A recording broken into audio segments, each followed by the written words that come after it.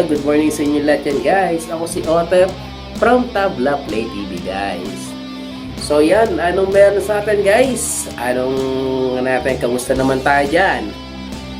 Kamusta naman ang ating mga buhay-buhay? Yan. Ito guys, ako okay lang. May bilhin tayo bago ngayong gadget yan. Galing po sa Pulsing yan. A8 UHF wireless guitar transmitter receiver guys. Para sa inyo guys, ayan, para hindi tayo magkaroon po ng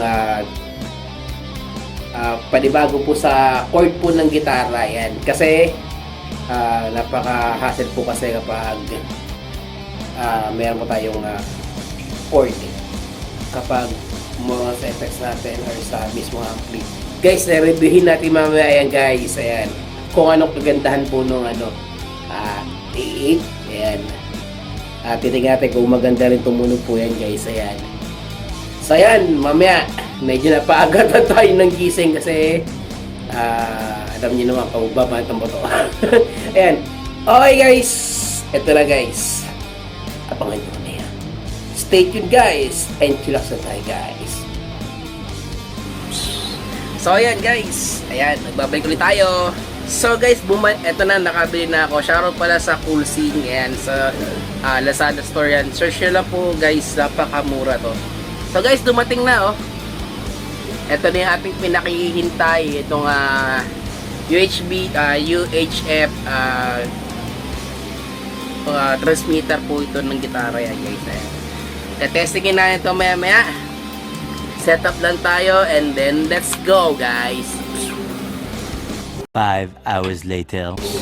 So ayan guys, ayan, setup na lahat ng gitara ko, pati bali sinalpa ko na yung A8 ko guys, yung A8 UHF guitar transmitter signal guys, ayan.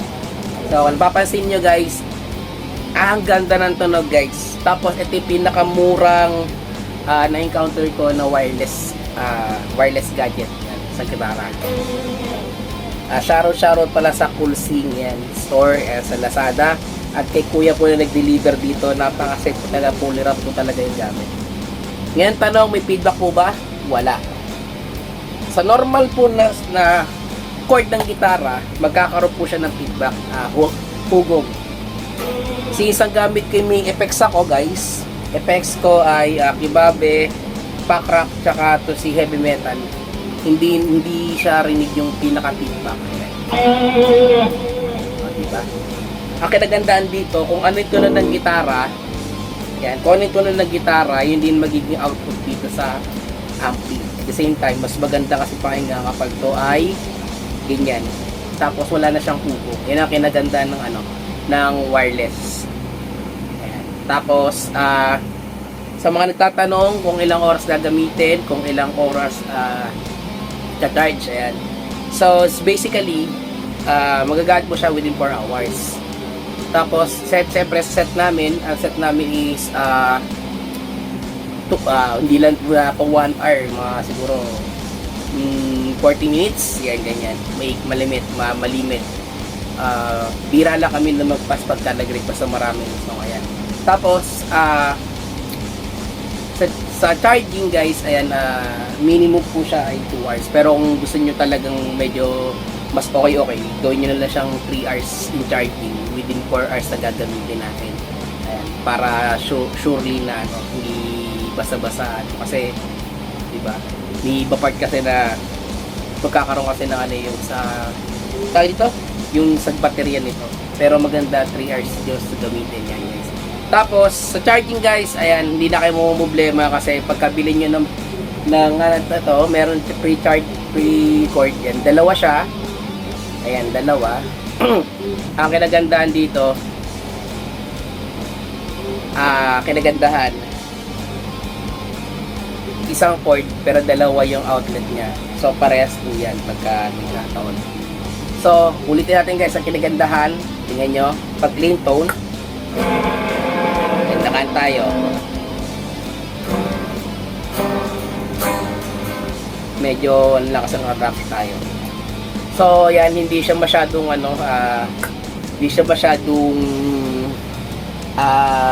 smooth pa rin yung tunog. Tapos pag gitara, diba? Mas maganda yun. Compare dito na magagamit ka ng chord, masyadong mahugog. Pero kapag ito lang gamit yung wireless, ayan. Pero ulitin natin ulit, pagka set lang, kailangan within 4 hours. Sabi nga din ng iba na na-review din yan. Pagdating doon ng 2 hours, pag mararamdaman mo malolobat, ito pala, pag mararamdaman mo malolobat to, bigla siyang hihina yung tunog. Pero kapag naka-charge siya, ito katulad yan. Malakas. Ayan. So, kung mapapasin niyo. Testing namin, sample natin ang tunog, guys. Ayan.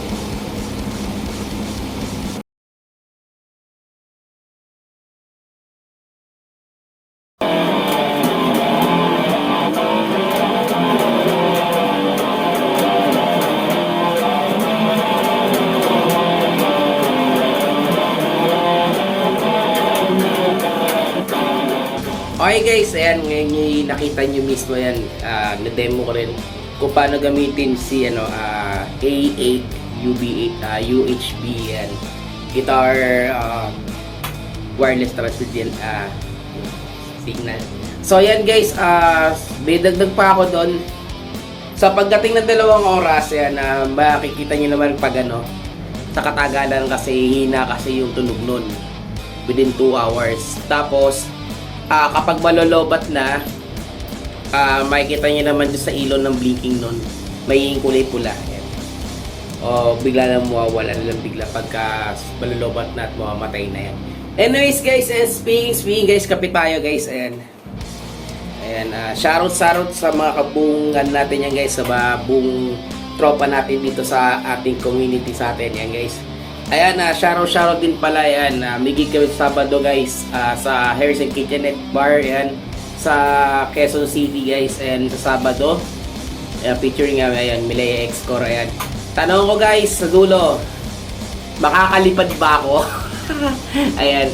Pero stay guys, shoutout sa lahat yan guys, sa mga sumusuporta, ayan, sa mga kaibigan ko, ayan, sa brotherhood namin, yan, Payaw Hipag, ayan. Tapos,